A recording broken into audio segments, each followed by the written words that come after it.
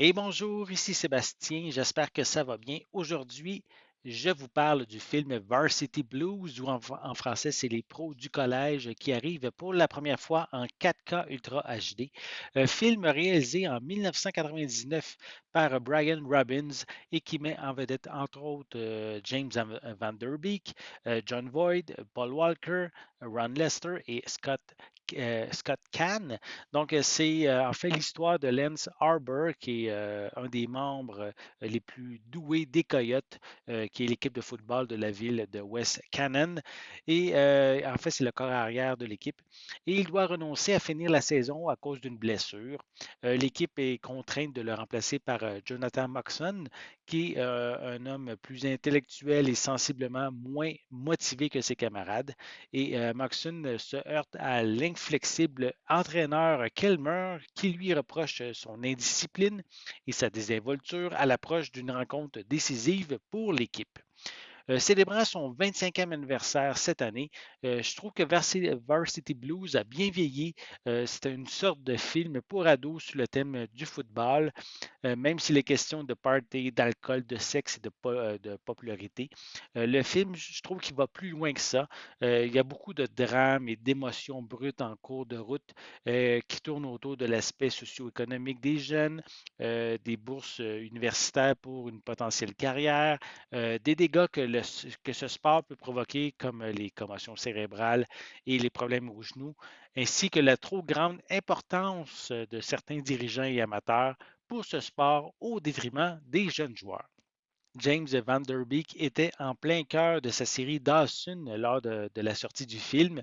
Cela a certainement aidé à la popularité du long métrage. Son personnage est peut-être un petit peu trop parfait et sur certains points, je dirais même qu'il ressemble à son personnage de la série que je viens de mentionner. Le défunt Paul Walker tient ici un second rôle, mais son personnage a son importance pour le déroulement de l'histoire. Amy Smart, qui joue la petite amie de Moxon, n'a pas un très grand rôle, mais elle a su quand même se démarquer pour réellement faire décoller sa carrière. Ali Larter, qui est ici à son premier rôle au cinéma, a su se démarquer surtout pour sa scène de la fille à la crème fouettée. Si vous n'avez pas vu le film, vous allez comprendre en le voyant. On a Twitter qui est interprété par Scott Caan, qui fait aussi partie de l'équipe et sert, je dirais, de bout en train dans les scènes humoristiques. Tandis que feu Ron Lester, alias Billy Bob, a aussi quelques moments de gloire lors de scènes comiques, mais son personnage a une importance pour un sujet plus sérieux que je vais vous laisser découvrir si vous n'avez pas encore vu le film. Tant qu'à John Voight, il offre une excellente performance en tant qu'entraîneur-chef de l'équipe, un personnage qui cherche la victoire coûte que coûte. Il est aveuglé, je dirais ici au sens figuré, puisqu'il n'arrive pas à voir au-delà de l'uniforme. Visuellement, ce transfert en 4K est de bonne qualité, l'image est bien détaillée et réussit à bien capturer la complexité des visages, des vêtements et des lieux, que ce soit lors des scènes d'action de football ou aussi lors des scènes de dialogue, tant à l'intérieur qu'à l'extérieur. On retrouve des pistes sonores en anglais True HD 5.1 et français 5.1 avec des sous-titres dans les mêmes langues.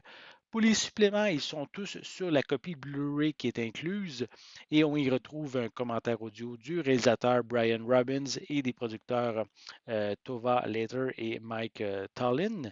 On a le making-of du film. On a Two a Days de Ellis Way qui examine le tournage des séquences de football et la préparation des acteurs à l'apprentissage et à la pratique du jeu. On poursuit avec un segment présentant l'entraîneur Mark Ellis et le corps arrière de la NFL et ancien appelant du lycée de Texas, Josh McCown, qui partagent leurs réflexions sur le film. On a Billy Bob with No Bacon, qui présente ici l'acteur Ron Lester, qui revient sur sa vie depuis Varsity Blues et en fait sur son changement de mode de vie. Il faut dire qu'à l'époque, lors du tournage, il pesait plus de 200 kilos et disons que ça a eu un impact quand même au bout de la ligne positif sur sa vie. Malheureusement, il est décédé il y a quelques années. On termine avec la bande-annonce du film et une copie Blu-ray du long métrage. Donc, Varsity Blues offre un mélange de comédie facile et de clichés comportant des thèmes émotionnels forts et une fin surprenante pour certains éléments. Je trouve qu'il se regarde encore bien, même après 25 ans. Et de plus, si vous voulez l'ajouter à votre collection, ce transfert en 4K est de bonne qualité et il va certainement plaire aux amateurs de ce format et évidemment aux amateurs de football. J'espère que vous avez aimé cette vidéo. Si c'est le cas, n'hésitez pas à mettre un pouce en l'air, à laisser des commentaires. Dites-moi justement, est-ce que vous aimez le film Varsity Blues? Est-ce que vous l'avez déjà vu? Croyez-vous que ça fait même déjà 25 ans que le film est déjà paru? Laissez-moi vos commentaires à ce sujet en dessous de la vidéo. N'oubliez pas non plus de vous abonner à ma chaîne afin de rester à l'affût de mes prochaines capsules. Et pour l'instant, je vous souhaite une bonne journée, une bonne soirée et je vais être de retour très bientôt. À la prochaine.